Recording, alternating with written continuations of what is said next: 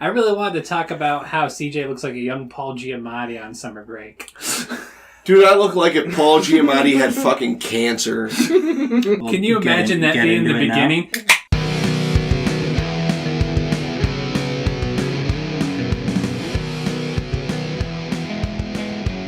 Hello!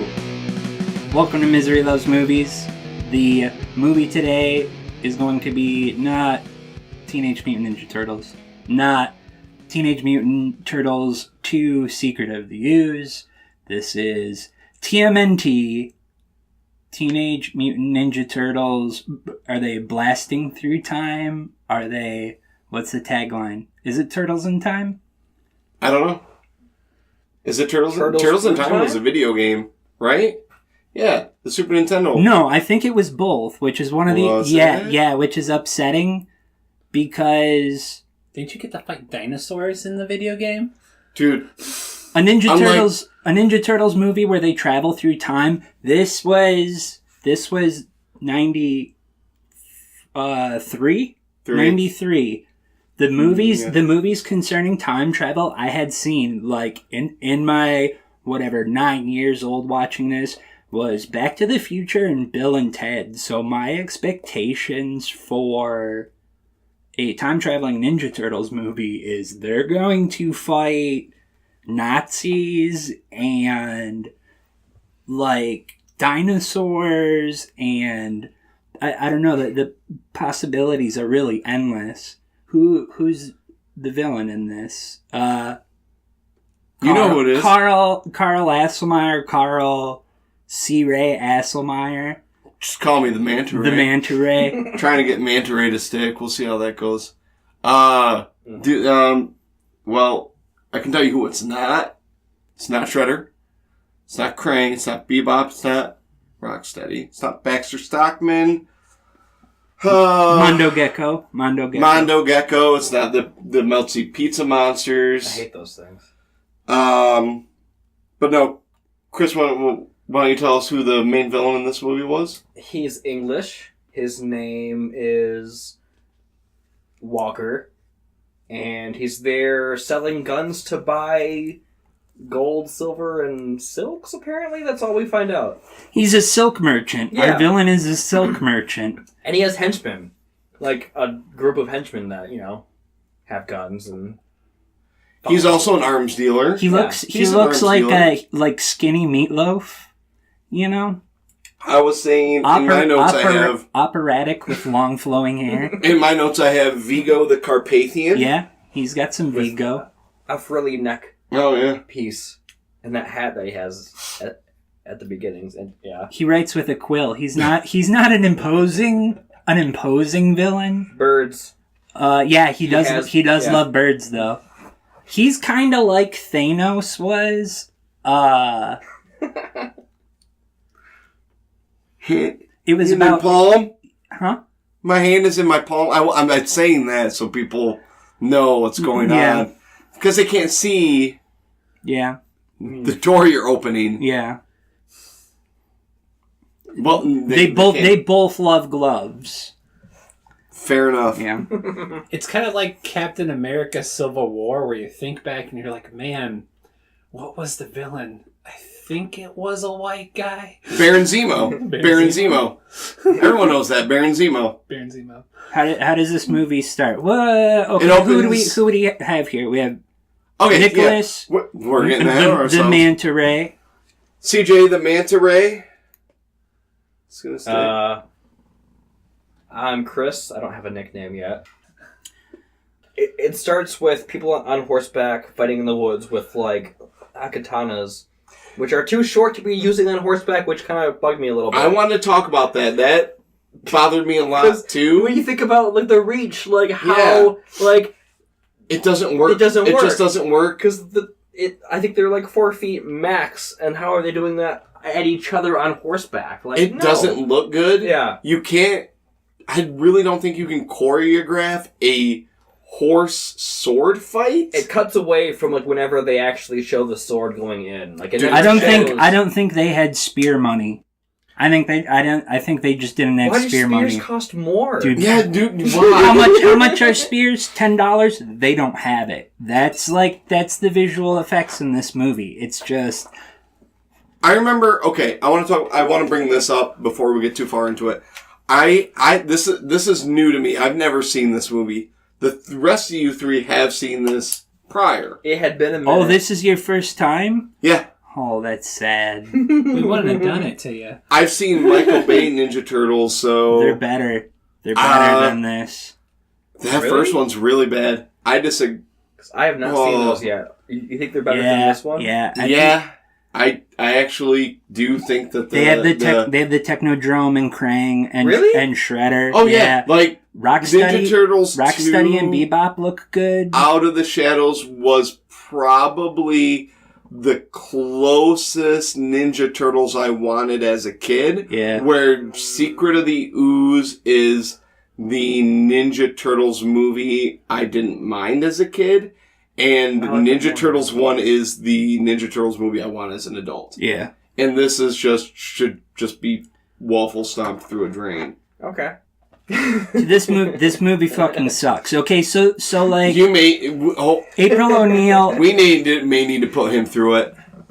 Yeah, It might be we'll go back. we'll go call back. it rewind Maybe or rewind to Ninja we'll do Turtles for you. something. Yeah.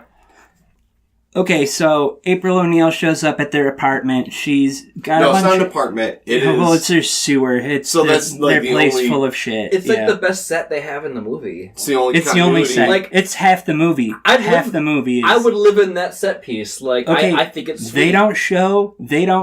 It is cool, but they it's don't awesome. show Splinter from the waist down in Ever. any shot He's like in a window. because they did not have money for the bottom half Well, of Splinter. we should probably talk about why that is, because the first two movies were Jim Henson puppeteering, Yeah. and this one is, I have it written down because I couldn't believe the name. That's a good sign. All effects. All effects. All effects. All those All. super fantastic All. effects. They look bad. Were They the Ninja Turtles... The Ninja Turtles were different shades of green in the movies, weren't they? I think they were all. They may have been different. In they may this have one, been. I know the old school figures, Donatello was like Yeah. brown green. And Yeah. the spots were and so different on. in this movie. What were they? think I that didn't was pick it. up on. I It was tried to look. distracting. It looks fake like the other ones don't. And Well, the suits look bad. yeah. And not only that, when they were talking, I was very distracted by the puppeteering because the mouths didn't match up with the audio track. It was like watching a bad Chinese movie. Leonardo gets into a sword fight in the end, and I was just watching his dead eyes like the whole fight. There's no expression on his face, and he's just slamming swords with this dude. Dude, like me getting through the week. Yup, he's not even there. He's gone.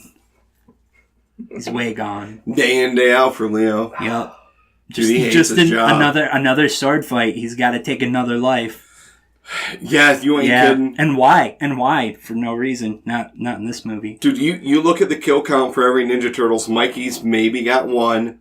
Raph. No, they've got enough. They've got. Do you think so? They've got enough. The point I'm trying to make is that Leo's got the highest. Dude, you know what the saddest thing is though? Michelangelo doesn't even keep score anymore. Because he's having too much fun.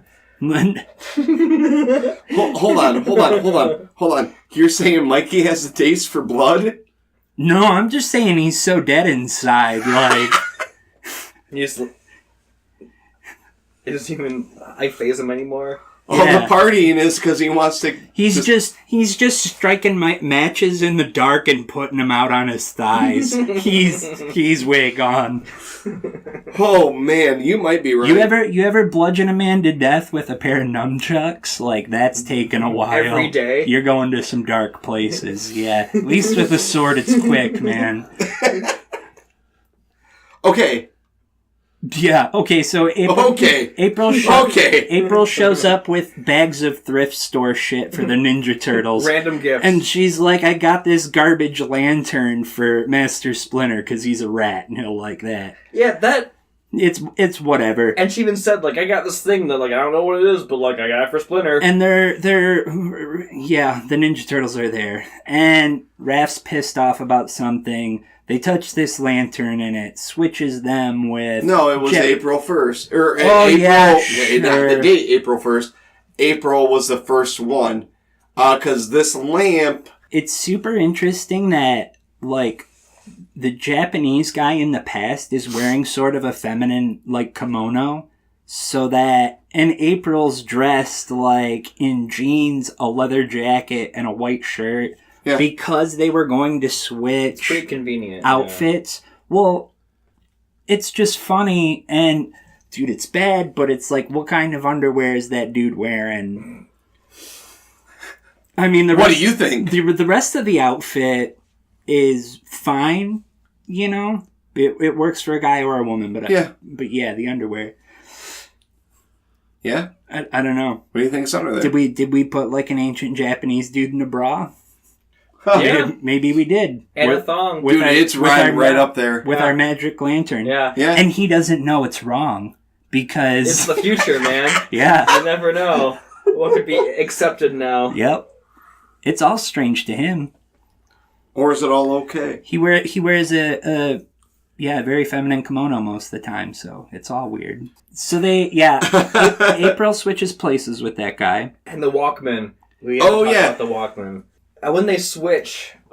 everything goes with them except for her, like the Walkman she had on her stays with her and goes back with her. And her watch. She also has a watch.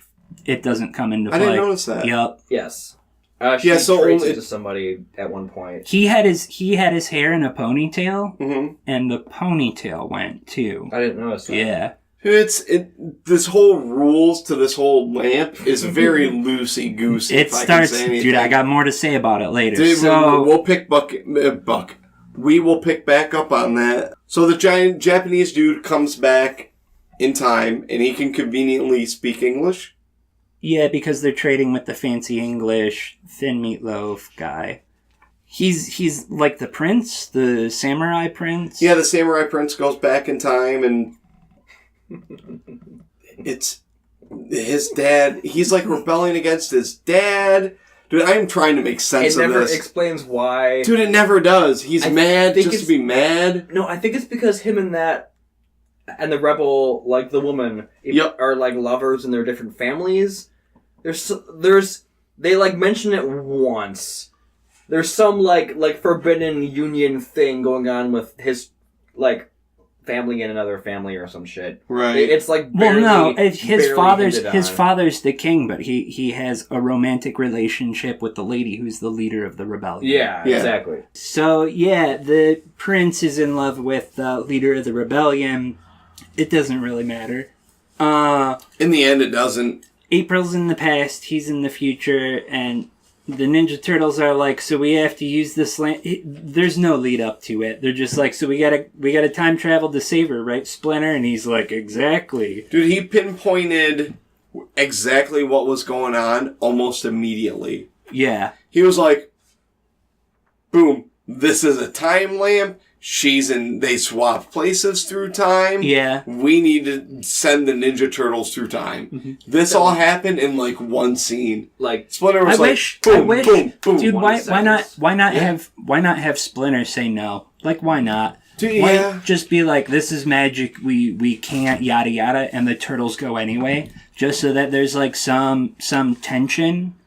Or Dude, that would be pretty good. And have Splinter like lighting incense and like doing Ninja Turtles. Anything. Well, in Ninja Turtles 2, he comes to him in the fire, remember? Oh, yeah. Yeah. There's some mystical shit. This is just Splinter shot from the waist up, hanging out with Casey Jones and 4 Japanese dudes. Yeah, it's all 4. Mm-hmm. Which, okay, can we talk about... It's the best part of the movie. We need to talk about, because it was made apparent